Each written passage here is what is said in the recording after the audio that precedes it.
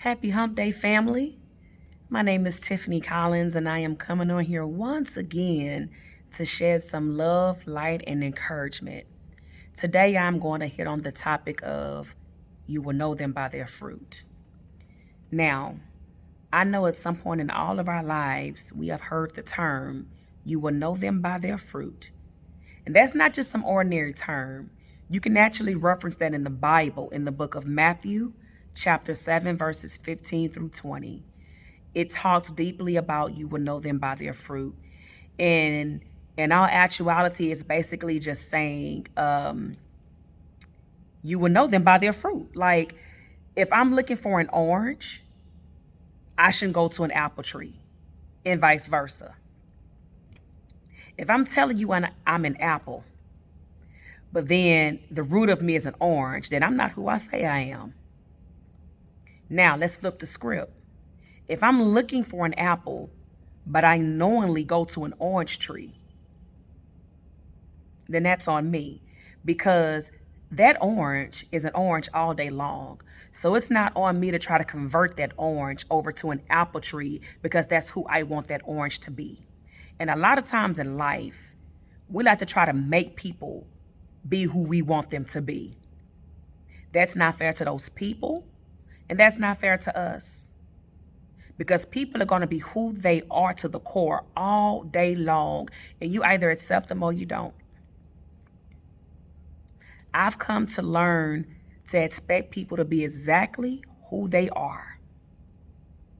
And when I say that, that doesn't mean that if who you are doesn't resonate with who I am, I accept you from a distance. I love you with the love of God, but I accept you from a distance. You may be into some stuff that I'm not into, and I accept that.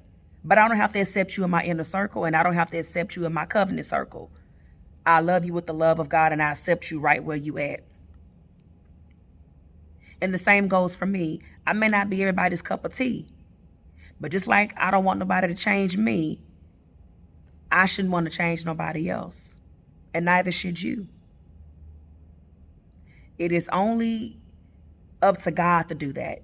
Once they get the conviction of God that they need to change, then it's on them to answer that conviction. But it is not on us as people to try to convert people to be who we want them to be.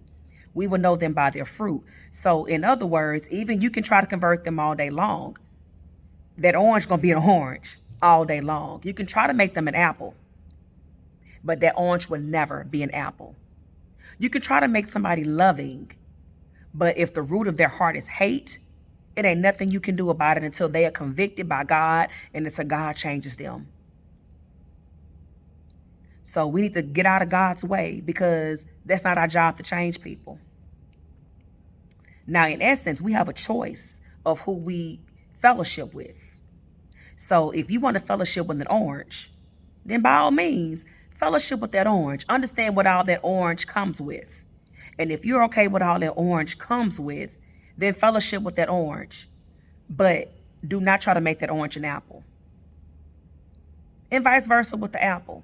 If you're looking to fellowship with an apple, if you want that apple to be in your circle, accept that apple and all that comes with it, and just leave it at that. Don't upfront say that you accept the apple, but then deep down, you really want that orange. So I'm going to try to make this apple be that orange because that orange is what I really want. No, just go for the orange. Because you're going to stress yourself out. You're going to make yourself sick trying to change people and who they are. You will know them by their fruit. Now, it is on us to test every spirit. A lot of times people may come to you and say that they're something, but then they are actually something totally different. I may come to you and say, I love you. But if I'm not showing you the fruit of love, then what's coming out of my mouth don't mean nothing. Because whatever I do versus what I say is what really matters. What I do is going to override what I say. I can't say I love you, but then talk trash about you behind your back. No, if I see you doing something and it don't make sense, or you out there making a fool of yourself, no, the love in me is going to be like, hey, come here. Let me talk to you for a minute. What you doing? It ain't gonna be talking trash about you behind your back. If I say I love you, I'm gonna show up for you. In one way or another, I'm gonna show up for you. Not make excuses, but I'm gonna show up for you.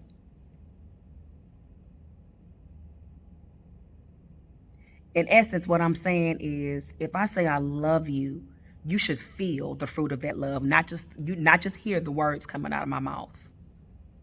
And it's a lot of lip service going on now. We live in a very narcissistic world, and as time progresses, it becomes more and more narcissistic. Relationships and friendships are no longer built on God, trust, loyalty, honesty, love. It's built on, what can I get out of this person? Once I get what I need out of this person, I'm done with that person. That is more so the case than not, and it is very sad. Now, that's not to say that relationships cannot be beneficial, but that should not be the root of why you're connected with somebody. Now, hence, there are business relationships. Now, if everything is just about business between you and the individual, then keep it that way. Don't get the mixing business with pleasure. Keep it business. But if you are in covenant with somebody, whether it's relationship or friendship, it should be built in God. It should be built in God, love, trust, honesty, and loyalty. Just for starters. And then, at some point you will benefit out of that relationship if it's rooted in God. But the problem that we have now is people are coming to you trying to act as if they love you and that they actually want a covenant friendship with you, as long as you can do something for them. But once they find out that maybe you don't possess the quality or you don't possess what they need, then they done with you. Know them by their fruit. Now, here lately, within the past, I would say maybe 5 years or so, ever since I've been in my 30s, I've become more aware of who I allow to be in my circle. When I was probably in my teenage years on into my early 20s, I wasn't really in a space where I knew how to test spirits, where I held people accountable, where I knew them by their fruit. I wasn't into all of that. I believed in God, but I was still trying to figure out who Tiffany was. And to a certain extent, even at 35, going on 36, I'm still learning who Tiffany is. As long as we're alive, it doesn't matter how old you are. You can be 90. If you are still above ground, there is something that you probably haven't discovered about yourself still. We will never get to a point where we can say we've arrived. As long as we're still living, we're still learning. But it's fair to say at 35, I know a lot more about myself than I knew at 21. And so back then, I used to allow, a lot of people around me in my circle, they saw my light before I even saw my own light. I had a kind, giving heart, not saying I was perfect, but generally I was a good person. I was very giving. I was very loving, and people saw that. And to a certain extent, a lot of people appreciated it. But then you had those that took advantage of it. They took advantage of, or they took it to be maybe that I was naive or whatnot. No, it wasn't that I was naive. I was just a naturally loving, giving person, and I didn't know how to set boundaries. I made a post about that a few months ago as well. I think I actually posted that to be a poem. But anyway, I said all of that to say, I get on here and I talk about these things, not as if I'm just a teacher teaching to a student. No, I'm talking to you as a fellow brother and sister about some of the experiences that I've experienced. And I know that some of them are relatable to most people. And so because of what I've been through in some instances, I'm hoping to help other people and to shed some light. Not like, I've arrived in a certain area. No, some things I've experienced and some things I haven't still experienced. I can only speak on what I've experienced. And so I've arrived to a place where I now know how to set boundaries. I now know how to test spirits. I now know how to know people by their fruit. And that's something I haven't always known, but now I do. And so I'm just trying to help the next person. If I can help somebody that's younger than me or even older than me. Because just because you may be older, that doesn't mean that you've arrived in every area. Some people that may be 50, 60, 70 still may not know how to set boundaries. or they may not know how to know people by their fruit. So I'm just here to shed some light and basically to, expound on knowing people by their fruit, because don't go your whole life being taken advantage of or being looked at as, oh, she just nice and she this and this. No, you could be nice, but you can set your boundaries too. Knowing people by their fruit is also a way of setting boundaries, because if you know people by their fruit and you accept people for exactly who they are, that will stop a lot of things from happening. Because if you test their fruits up front and it's something that you don't want or like, you could prevent a lot of things. You could prevent a lot of heartaches and a lot of pain if you stop stuff at the door versus going through the motions with people.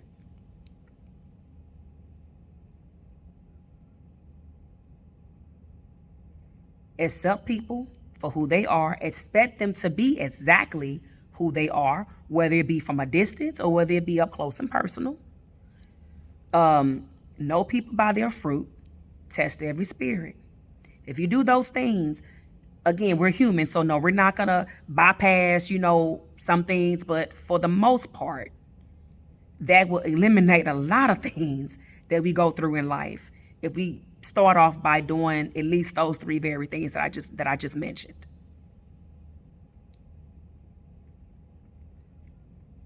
And a lot of times, we want to blame this person and blame that person. No, blame yourself, because had you tested that spirit, had you known them by their fruit, and had you just accepted them for who they are up front, or if you would have expected them to be exactly who they are, then you could have prevented yourself from feeling the way that you're feeling or that you may have felt.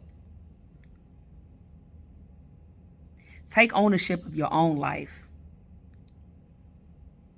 Take the front seat of your own life. Because a lot of these things can be prevented if you just take ownership of your part in things. Not making excuses for those people, but take ownership of what you could have done to prevent that. And it's not a way of fussing and saying, you should have done this, you should have done this. No, I'm just for future references, as you move forward, because I had to learn. Again, I had to learn. And I'm still learning. But let's take this journey together. Like one sister coming to another sister and brother and just shedding some light. Let's help each other out. Because as time progresses, again, like I said a few minutes ago, this world is becoming more and more narcissistic. And that's just not how it should be. It is just not how it should be. Relationships should be rooted in love, loyalty, trust, honesty, for starters. Benefits come within that, not the sole focus of it. Know people by their fruit. Expect people to be exactly who they say they are. If it resonates with you, then it does. And if it doesn't, then it doesn't. At least you'll know. Again, go look up Matthew chapter 7, verses 15 through 20 to get a better understanding of you will know them by their fruit. My name is Tiffany Collins. I'm an actress, a poet, as well as a professional life coach. If you have liked what you heard, please go ahead and hit like, share, and subscribe. If you're watching this video right now and you have not already subscribed to my channel, go ahead and subscribe. Why not get the notifications of when something pops up? Go ahead and subscribe, love, like, share, and help me get this word out. I love y'all. Peace.